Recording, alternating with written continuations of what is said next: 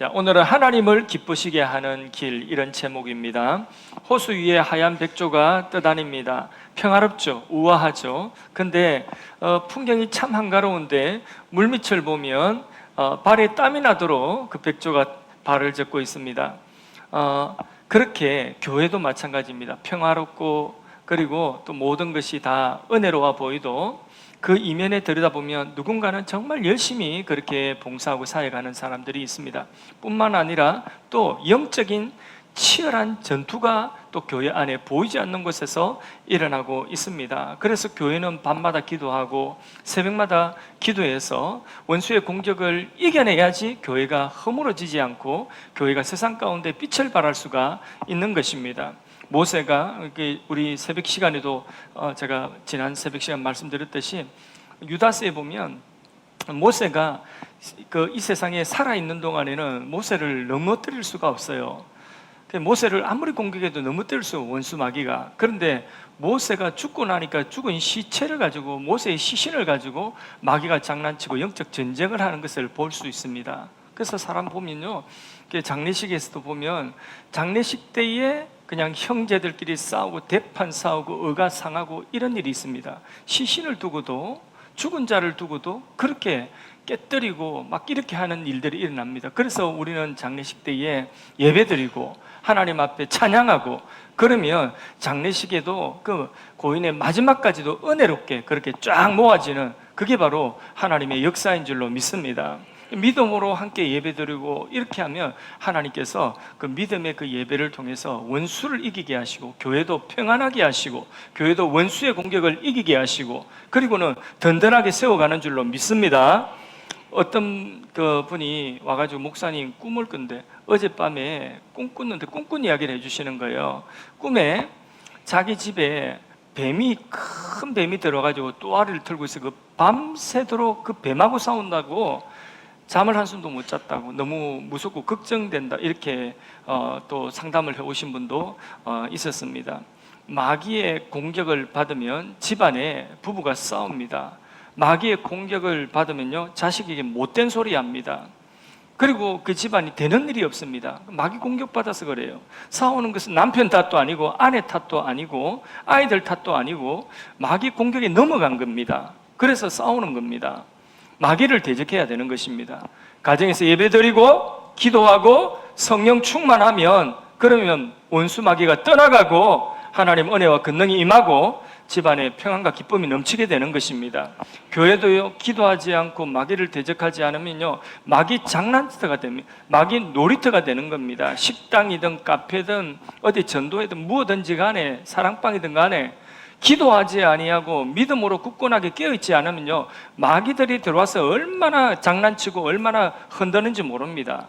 그러나 믿음으로 기도하는 곳에는 질서가 잡히고 평안하고 하나님의 은혜가 임하고 하나님의 역사가 일어난 줄로 믿습니다. 우리 교회가 큰 교회는 아니라도 대형 교회는 아니라도 여기까지 온 것만 해도 정말 저는 지난 세월 돌이켜보면 이게 기적이다. 저는 날마다 기적이라고 생각하고 기적 속에 살고 있습니다. 유용상가에서 지하 2층에서부터 지상 5층까지 빼곡하게 다 술집이고 다 밤 되면 불야성을 이루는데 거기에서 교회가 그 속에 있으면서 얼마나 많은 공격을 받았겠습니까? 어떤 때는요, 막 술집에서 교회에다가 소금을 뿌리고요, 소금을 굵은 소금 있잖아요, 팍팍 뿌려놓고 가기도 하고, 그러면 짐작이 가는 거죠. 장사가 안 되구나. 장사 안 되면 교회 탓이에요. 어떤 때는 새벽에 보면 얼마나 화가 났는지 교회 와보면요, 새벽기도 와보면 복도에 현수막이 다 찢어져 있어요. 교회 상가 복도에 붙인 현수막을 갈기갈기 그렇게 다 찍어놨고, 그리고 어떤 때는 또 화분을 가지고 막 팍 찍어가지고 화분 그 안에 그 흙이 있잖아요, 흙을 막 복도에 다 얹혀놓고 하다 안 되니까, 그러니까 막 굿도 하더라고. 굿도 막 징징징징징 막 굿소리가 나는데, 그런데 막 굿소리를 막 하는 거예요. 그러니까 이게 다 뭡니까? 교회 때문에 재수 없어가지고 장사 안 된다. 그냥 굿도 하고. 뭐 한 번은 저희 노모가 교회 그때 기도하면서 교회 예배당에 기도하고 이제 교회에서 주무시고 우리는 또 사택에 가고 이런데, 갈 때는 이제 저녁에 밤 늦은 시간에 철문을 닫고 이렇게 가거든요. 근데 폭력배들이 와가지고 새 문을 갖다가 막 이렇게 새 꼬쟁이 이런 거 가지고 막 때려가지고, 그래서 무서워가지고 저한테 전화가 왔더라고요. 그래서 와 보니까 벌써 새 문을 다 해가지고 상처를 내고, 그래 겁을 주고 간 거예요. 겁을 주고. 그게 뭐냐면 다 영적인 공격입니다. 영적인 공격. 엄청난 영적인 공격을 받았습니다. 그때 이제 한동안은 상가 5층에 옥상에 올라가면요, 밤중에 우리 교회에 십자가 네온이 이렇게 붙었습니다. 그 십자가 네온 밑에 꿇어 앉아가지고 거기서 밤에 작정하고 기도했습니다. 하나님, 이 건물을 정화시켜 주시고 이 건물의 영적인 주도권을 잃어버리지 않도록 해달라고, 그렇게 하나님 앞에 엎드려서 그렇게 부단히 기도했던 그런 때가 생각이 납니다. 밤중에 돼도요, 우리 교회의 성도님들이 밤 예배를 그 곳에 드리러 옵니다.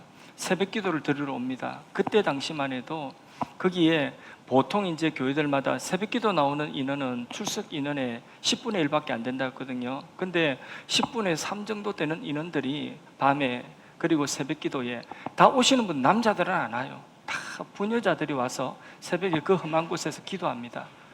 그렇게 하나님께 기도하고 그 영적인 공격을 다 이겨내고, 하나님이 기적같이 정말 이곳에 예배당 짓게 하시고, 지금 평안하게 이렇게 우리가 예배를 드리는데, 그 속에 보이지 않는 이면에는 수많은 영적인 전쟁이 있었고, 거기에 우리 부녀자들, 연약한 분들이 다 그 새벽에 그 술집에 있는 그 건물에, 험한 건물에 그 새벽 기도 오시는 분들 생각하면 얼마나 귀합니까? 그 믿음의 기도가 영적으로 승리하게 하시고 하나님의 일을 이루시는데, 우리 교회가 여기 예배당 짓고 나서도 곧바로 팬데믹 왔지만은 팬데믹 기간 동안에도 200% 300% 성장한, 그래서 교회에서 얼마 전에 교계에서 목회자 세미나 하는데 저를 오라고 해서, 그래서 이렇게 특강을 한번 해달라고 해서 특강을 하고 우리 교회 사례를 소개해달라고 해서 소개를 해드렸습니다.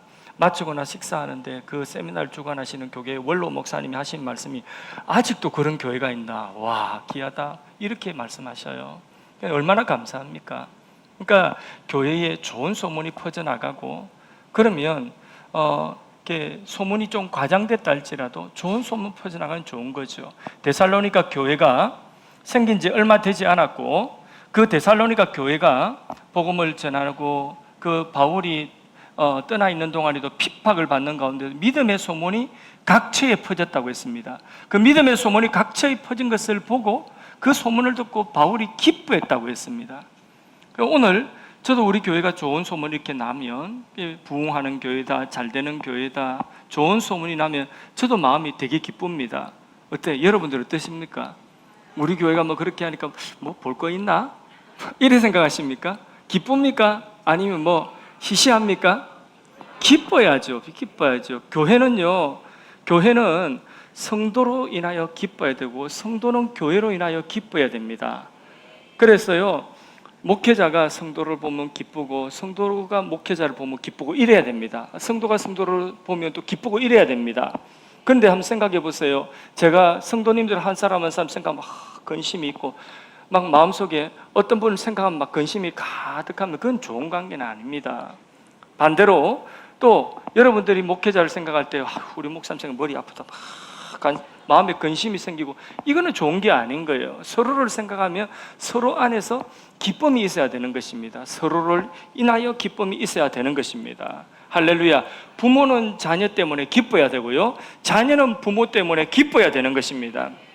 특별히 오늘 2부에 세대통합 예배를 드렸는데, 우리의 자녀들이 그 가운데서 예배드리고 이러면서 하나님을 뜨겁게 만나고, 이번에도 여름 이제 겨울에 수련회 같은 거 있을 텐데, 이들이 하나님을 뜨겁게 만나고 하나님께 쓰임받는 그 가운데서 위대한 정치인이 나오고, 입법가가 나오고, 법률가가 나오고, 사학가가 나오고, 과학자가 나오고, 교육자가 나오고, 그 가운데 예능인들이 나오고, 예술인들이 나오고, 무엇보다도 목회자와 선교사가 나온다면, 우리 교회에서 이런 사람 배출했다면 우리 교회의 기쁨이고 자랑 아니겠습니까? 그런 기쁨과 자랑, 이미 막 가슴이 막, 그죠? 막, 그래서 할렐루야!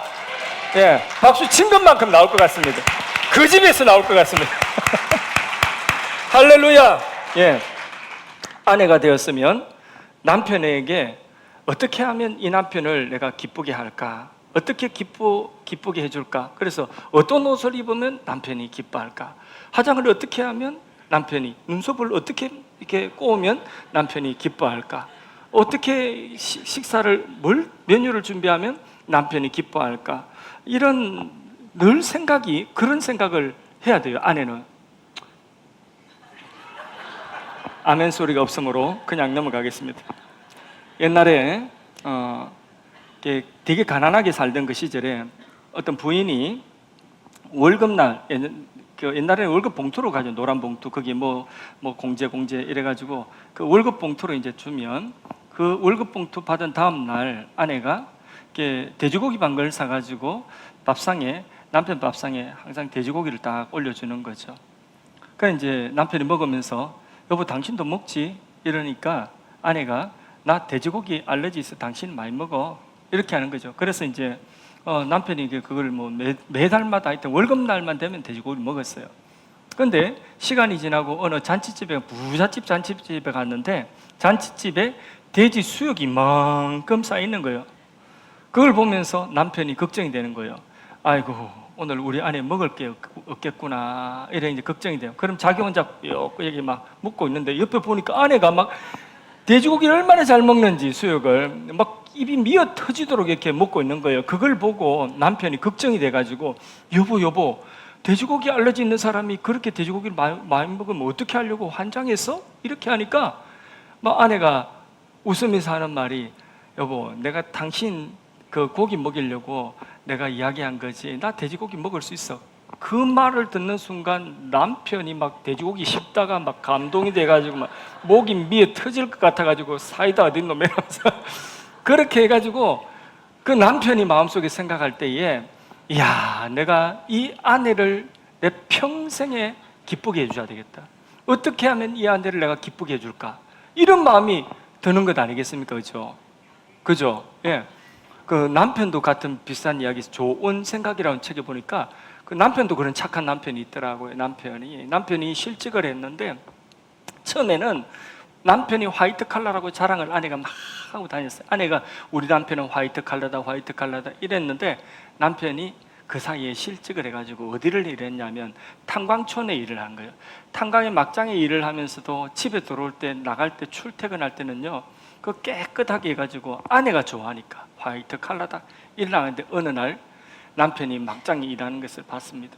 눈물이 나가지고 그래서 이야, 이 남편을 위해서 내가 무엇을 할까, 그런 이야기가 또 좋은 생각이라고 잡지에 또 실렸더라고요. 그러니까 좋은 아내, 좋은 남편 뭐냐, 이 남편을 위해서, 이 아내를 위해서 어쨌든 기쁘게 하는 그런 것이 바로 뭐냐면 서로 부부간에도 그런 거죠. 자녀도 부모를 기쁘게 해야 됩니다. 결혼을 했으면 시부모님까지도 기쁘게 해야 되는 줄로 믿습니다. 시부모님들만 아멘할 게 아니라 주 안에서 내 부모를 공경하라, 그래야만 내가 땅에서 잘되고 장수하리라. 저희 집에도 보면 저희 어머니랑 저희 아내랑 둘이서 이제 밥 먹고 이야기하면, 저를 두고 이야기하면 시어머니는 우리 며느리가 최고라고 이야기합니다. 인물 중에 인물이다, 우리 며느리 최고라고 그렇게 자랑합니다. 며느리도 시어머니를 극진하게 그렇게 챙겨주십니다. 그러면 그걸 보면서 내 편은 둘 다 아무도 안 들어요. 둘 다 내 편은 안 들지만 그러나 제 마음이 기쁩니다. 제 마음이 너무 기쁩니다. 그렇게 어머니 잘 공양해주는 이 모습 보고, 또 어머니도 그 며느리를 이쁘해주는 이 모습 보면, 그럼 제가 마음속에 기쁜 것입니다. 우리는 하나님의 자녀들입니다. 죄와 허물로 영원히 죽었던 우리를 하나님이 십자가의 사랑, 우리를 살리셨습니다. 드러내기 부끄럽고 드러낸다면 고개 들 수 없는 우리의 부끄럽고 수치스러운 모든 죄와 허물을 예수님이 십자가에서 다 씻어주셨습니다. 우리의 죄를 기억지도 않는다고 하셨습니다. 그렇게 우리를 깨끗하게 씻어서 하나님의 자녀로 의의 옷을 착 입혀주시고 날마다 우리를 떠나지 않고 동행하시는 하나님의 사랑을 이제 우리는 알게 되었습니다. 그러면 그 은혜를 우리의 마음에 새겨야 됩니다. 하나님의 은혜를 우리가 잊지 말고 새기고 그 은혜에 우리가 날마다 감사하며 생활해야 되는 줄로 믿습니다. 두 청년이 길을 가는데 함께 동행을 하는데 가다 보니까 뭐가 불편하잖아요. 그러니까 둘이 싸웠어요. 어떻게 됐겠습니까? 뭘 어떻게 됐겠어요? 약한 놈 맞았겠죠. 약한 놈이 두드려 맞았습니다. 얼마나 억울한지. 맞고 나서 모래에다가 새깁니다. 아무개가 나를 때렸다. 그렇게 새깁니다. 또 길을 가다가 보니까 큰 강이 나오는데 강을 건너야 되는데 이 약한 친구가 몸이 약하니까 이 강을 못 건너는 거예요. 그래서 물속에 빠졌어요. 빠져가지고 허부적대고 죽을 위기에 이 힘 있는 친구가 뛰어 들어와가지고 그 친구를 목숨 걸고 살려서 물에 건져냈어요. 그래서 물에서 나와가지고 건짐 받고 나서 이 약한 친구가 이번에는 그 큰 돌에다가 새기는 거죠. 아무개가 목숨 걸고 나를 구해줬다. 진정한 친구라고 그렇게 새기는 거예요.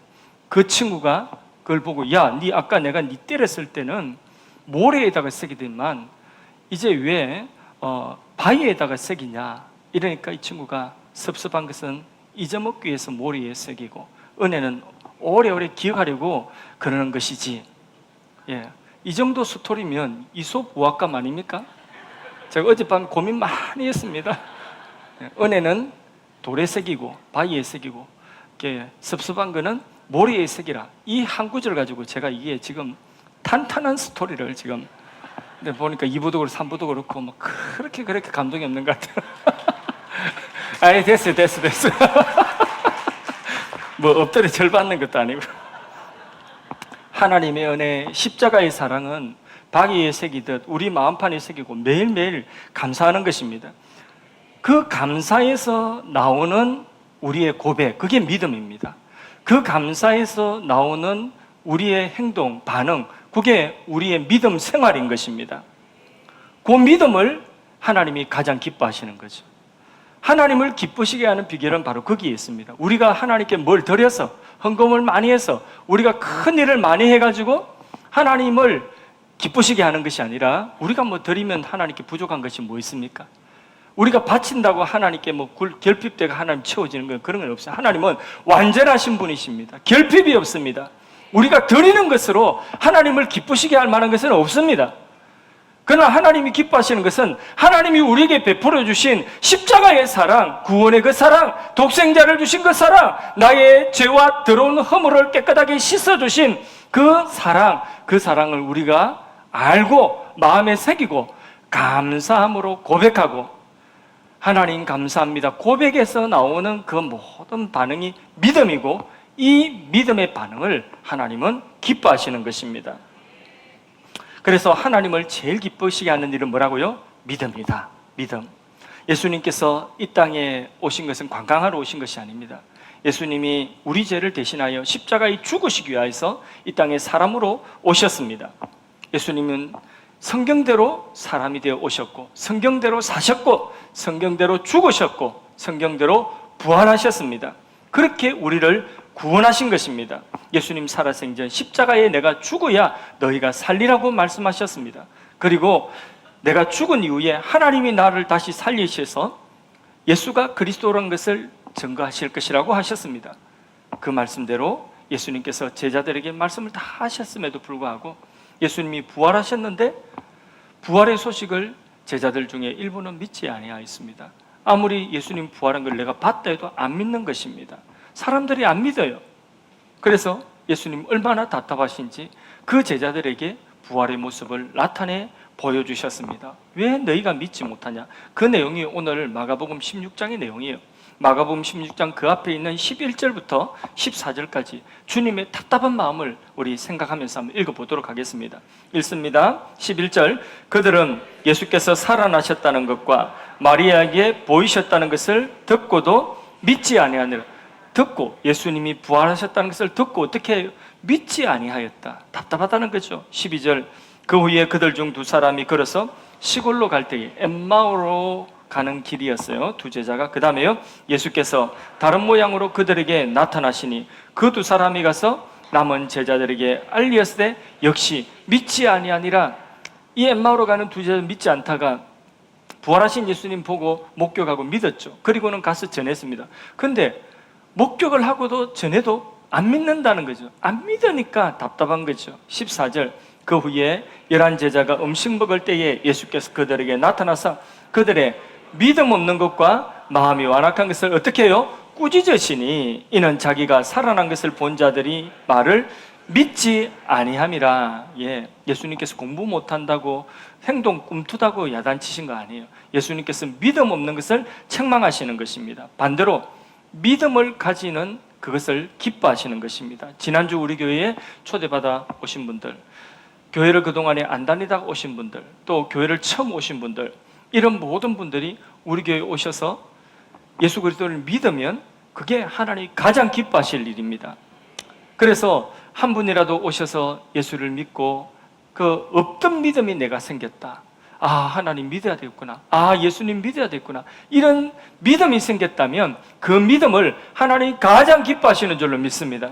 그 믿음을 가진 분들이 오늘 2번, 3번, 10번 그렇게 우리 교회에서 잘 믿음으로 성장해 나가고 믿음 생활 잘 하시면 그것보다 하나님을 기쁘시게 하는 것이 없어요. 집 팔아가지고 바치는 것보다 그것을 하나님 기뻐하십니다. 하나님 보내신 하나님의 사랑을 거절하지 않고 하나님의 사랑을 믿는 그것을 하나님 그렇게 기뻐하시는 것입니다. 성경에 보면 믿음을 가지면 믿음을 가진 자에게 하나님께서는 장래 일들을 열어주시고 또 하나님이 약속하신 것들이 믿음을 가진 자들을 통해서 성취하게 하시는 것입니다. 성경 구약 성경에 보면 이스라엘 백성들이 가나안 땅에 12명이 정탐을 하고 왔습니다. 12사람이 정탐을 하고 돌아와서 10명이 부정적인 보고를 하는 거죠. 아, 거기 성이 너무 크더라. 거기 가니까 거인들이 있더라. 우리 그 앞에 가면 메뚜기다. 맞아 죽는다. 못한다. 큰일 났다. 차라리 이럴 바에는 애굽에 차라리 있었던 게 나았겠다. 막 원망하고 불평하기 시작합니다. 근데 그 중에 2사람이 있죠. 여호수아와 갈렙이라는 2사람. 우리에게는 하나님이 계시다. 그 말도 맞지만은 우리에게 누가 있다고요? 하나님이 계신 것을 믿는 거예요. 하나님이 우리와 함께 하시는 것을 믿는 것입니다. 그러므로 하나님이 가라고 하면 우리가 가면 하나님이 그 땅을 우리에게 주신다는 겁니다. 이거를 믿을 때에 그 2사람은 가나안에 들어갔습니다. 근데 안 된다, 못한다, 큰일 났다, 못 들어갔습니다. 하나님은 믿음을 가진 자를 통해서 미래를 열어주시고 믿음을 가진 자를 통해서 하나님의 위대한 일들이 성취되게 하시는 줄로 믿습니다. 우리에게 지금 필요한 것이 있다면 하나님 믿는 믿음인 것입니다. 히브리서 11장 6절 말씀에도 믿음이 없이는 하나님을 기쁘시게 하지 못한다. 반대로 믿음이 있으면 하나님을 기쁘시게 한다. 그 믿음이 뭐냐? 하나님이 계신 것과 자기를 찾는 자에게 상 주시는 이심을 믿는 것입니다. 그게 믿음이에요. 내가 어떤 상황에 있다 할지라도, 내가 어떤 공고한 처지에 있다 할지라도 지금 내가 하나님과 함께한다. 하나님이 나와 함께한다. 내가 하나님을 찾고 기도하고 하나님께 나와서 부르짖으면 하나님이 내 기도에 들으시고 응답하신다. 하나님을 찾는 자에게 상 주시는 것을 확신하는 것, 그게 믿음이라는 것입니다. 우리도 큰일 났다 큰일 났다 이러면 하나님 안 계신 것처럼 그러면 큰일 나는 거예요. 그런데 어떤 큰일이 났다 할지라도 하나님이 계셔. 하나님이 일하실 때까지 우리 보자. 하나님이 어떻게 일하시는지 보자. 하나님이 합력하여 선을 이루게 하실 거야. 이러면요, 하나님께서 그 믿음 기뻐하시는 거예요. 그리고 안 될 일도 되게 하시는 것입니다. 우리가 생각지 못한 하나님의 방법이 동원되는 것입니다. 할렐루야. 그래서요, 소망이 끊어지고 죽을 처지에 놓였다 할지라도 넘어지더라도 어디로 넘어져요? 하나님 쪽으로 넘어져요. 하나님 쪽으로 엎어 넘어지면 다시 하나님하고 일어서는 겁니다. 하나님이 계신 것을 믿으면 하나님께서 그 믿음 기쁘게 여기시고 믿음을 통하여 일어서서 다시 회복할 수 있도록 은혜를 주시는 줄로 믿습니다. 저는 청년 때에 간염이 생겼어요. 간염, 위장도, 하여튼 좀 이렇게 몸이 다 망가져 버렸어요. 얼마나 예민했으면 그랬겠습니까? 간염이 생겨서 황달이라는 게 왔어. 황달. 얼굴도 노랗고 눈도 노란 겁니다. 간 수치가 이것만큼 몇백으로 올라갔는데, 근데 병원에 가도 그 당시에 이거 이게 약이 없다는 거죠. 백신도 없고 치료하는 약도, 이게 제가 걸린 그 간염 형수하고 이게 맞는 약이 없는 거예요. 그래서 어쩔 수 없다 그래요. 우리 교회에 안수 집사님, 저를 되게 아껴주시고 하시던 안수 집사님이 부산 보건병원 그 옆에서 큰 약국 하셨는데, 그 집사님께서 하신 말씀이 그냥 아직은 약이 없으니까 잘 먹고 그냥 잘 쉬라. 청년이 잘 먹을 게 뭐 있으며 청년이 쉬면 어떻게 합니까? 뭐 해야지, 그죠? 절망이에요. 미래가 없는 거예요. 그래서 짐 싸가지고 어디로 갔냐면 그 시골에 가서 기도원으로 갔습니다. 기도원은 운막 같은 집에서 거기에서 몇 달을 기거하면서 기도 생활하고 그러면서 하나님께 기도했습니다. 너무 두렵기도 하고 앞이 막막해서 앞으로 어떻게 살아갈까 이런 두려움과 염려가 가득했습니다. 하나님께 기도하며 하나님이 저와 함께 하시는 증거를 보여달라고 기도했습니다. 그런 기도하는데 어느 날 아침에 하나님께서 믿음을 확 주셨어요. 저와 함께 하시는 증거와 함께 믿음을 확 주시는데 그 믿음이 들어오고 나니까 하나님이 나와 함께 하시고 나는 요 믿음이 쓱 들어오고 나니까 염려가 없는 거예요. 마음의 염려가 진짜 마음에 가지고 있던 그 안개와 같은 막 뿌연 염려 같은 게 싹 거쳐집니다. 마음속에 두려움이 싹 사라집니다. 마음에 확신이 생겨. 아무것도 가진 것은 없지만은 그러나 확신이 생기는 거예요. 하나님이 함께 하시면 그러면 뭐 되겠구나. 뭐가 돼도 되겠구나. 그럼 뭐가 돼도 되는 거예요. 장가도 못 갈 것 같은데 장가도 갔죠. 예. 하나님 부르셔서 또 목회자로 지금 또 쓰임 받고 있죠. 그러니까 지금 생각해 보면 그때의 믿음이 없었다면 내가 절망하고 무엇이 되었을까? 어디서 무엇을 하고 있을까? 깜깜한 거죠. 하나님께서 믿음 하나 선물로 주시니까 믿음이 있으니까 빛이 보이는 겁니다. 목회하면서 막 열심히 목회한다고 하다 보니까 몸과 마음이 다 지치고 너무 힘들었는지 다시 언젠가 이 병이 재발. 그때에 그 당시에 기도하고 마음이 평안하고 믿음이 오니까 병도 났었어요. 그때 수치가 다 내려갔어요. 그래서 완치 수치가 정상이 됐어요. 근데 이제 뭐 목회 한 10년 정도 이렇게 막 하다 보니까 그러니까 이제 다시 또 한번 되게 막 스트레스를 받았는지 재발이 됐어요. 그때는 아이고 큰일 났구나가 아니라 그냥 덤덤하게 병원에 갔더니 이미 약이 개발이 됐어요. 약이 개발이 돼가지고 1년 동안에 주사 맞고 1년 동안에 약 먹고 좀 약 부작용이 있었지만은 그 1년 치료받고 완치를 이제는 뭐 더 이상 뭐 안 걸린다 완치 판정을 받았어요. 완치를. 그리고 지금 10년은 제가 젊게 살잖아요. 10년이 뭡니까? 15년, 20년은 더 젊게 그렇게 지금 목회를 하고 있는데 앞으로도 하나님께서 못하실 일이 없다. 하나님이 함께 하시면 어떤 시련 속에서도 하나님이 함께 하시면 하나님을 찾으면 하나님이 상 주신다는 걸 믿고 하나님을 찾으면 하나님이 들으신다는 이 사실을 믿고 하나님께 반응하면서 믿음으로 나가면 하나님이 우리의 길을 열어주시는 줄로 믿습니다. 세상이 아무리 바뀌어도 세상이 바뀌어서 지금은 목사님 그런 말 성경이 그대로라고 하면 성경 그대로 믿으면 되는 것입니다. 성경 그대로 예배드리고 성경 그대로 주의를 지켜도 못 살 것 같지만 삽니다. 성경대로 우리가 부모님 효도하고 성경대로 주님 앞에 헌신하고 성경대로 자식된 도리, 사람된 도리, 성도된 도리를 하고 사람 도리, 자식 도리, 성도의 도리를 못하는 경우가 많이 있죠. 뭐 때문에? 환경 때문에, 내 형편 때문에. 그러나 내 형편, 환경, 시대가 어떠든지 성경이 하라고 하면 성경이 말씀하면 그대로 믿고 하나님이 책임져 주실 줄로 믿고 성경대로 하면 그러면 성경대로 해도 사람답게 살고 자식답게 살고 성도답게 살 수가 있다는 것을 체험하게 될 것입니다. 나를 믿는 자는 예수님 뭐라고 말씀하셨습니까? 나를 믿는 자는 죽어도 살겠고 다시 죽어도 살겠고 말을 해야 돼요. 말을 우리의 입술의 선포입니다. 죽을 형편에 놓여있다 할지라도 죽어도 살겠고 할렐루야 죽어도 사는 길이 있습니다. 성경대로 믿으면 죽어도 사는 겁니다. 그러므로 우리가 성경대로 믿는 이미도 하나님 기뻐하시는 것입니다. 우리는 밤낮으로 해야 되는 건 뭐냐? 아이고 죽겠습니다가 아니라 주여 믿습니다 해야 됩니다. 주여 믿습니다.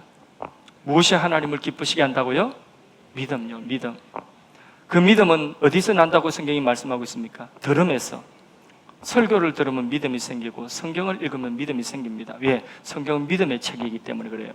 성경을 기록한 목적을 주셨어요. 요한복음 20장 31절 말씀을 읽어보겠습니다. 오직 이것을 기록하면 너희로 예수께서 하나님의 아들 그리스도이심을 믿게 하려 함이요. 믿음을 주기 위해서 성경을 기록했다고 했습니다. 그 다음에요. 또 너희로 믿고 그 이름을 힘입어 생명을 얻게 하려 함이라.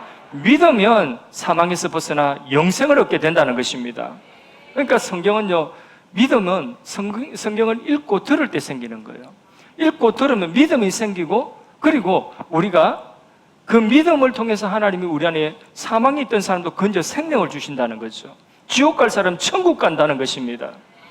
절망 가운데 있던 사람 희망을 가진다는 것, 산다는 것입니다. 죽을 사람이 산다는 것입니다. 그게 믿음의 역사인 것입니다. 교회는 믿음의 집입니다. 모일 때 믿음이 생기는 것입니다. 숯불 한 개까지는 별로 할 게 없어요. 그 숯불 쪼가리 하나 가지고는요, 별로 할 게 없어요. 그거 가지고 뭐 하겠습니까? 라면을 끓여 먹겠습니까? 담뱃불이나 붙이지.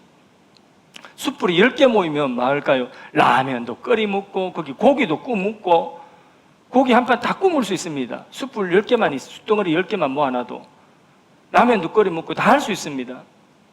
그런데 숯불이 1000개 막 끼게 되면 쇠를 녹입니다. 풀목불이 되는 거예요. 쇠를 녹여서 모든 새를 집어나간 녹이가 새로운 걸 만들어냅니다. 위대한 역사 일어나게 되는 것입니다. 모일 때 힘이 되는 것입니다. 모일 때 불이 붙는 것입니다.